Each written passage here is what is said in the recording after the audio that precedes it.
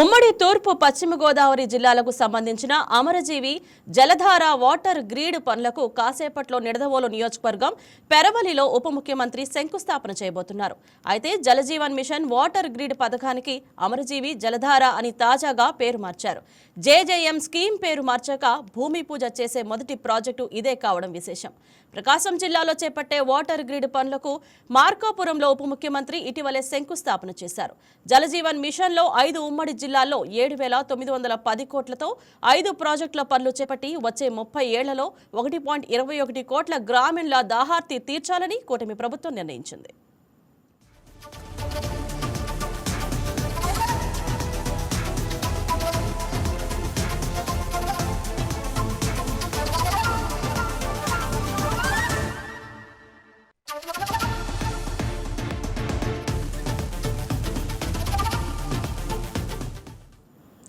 ఉమ్మడి తూర్పు పశ్చిమ గోదావరి జిల్లాలో అమరజీవి జలధార పథకం కింద 3,050 కోట్లతో పనులు చేపడుతున్నారు.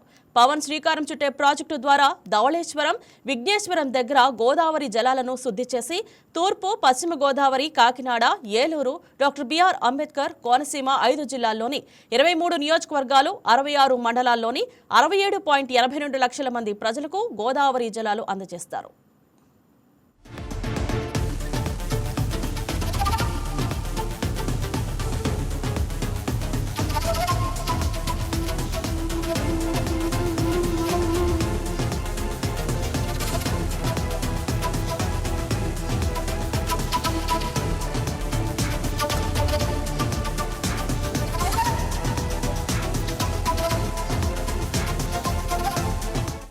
ఈ వీడియో మీకు నచ్చినట్లయితే లైక్ కొట్టి షేర్ చేసి మా వైకే టీవీ ఛానల్ని సబ్స్క్రైబ్ చేయండి.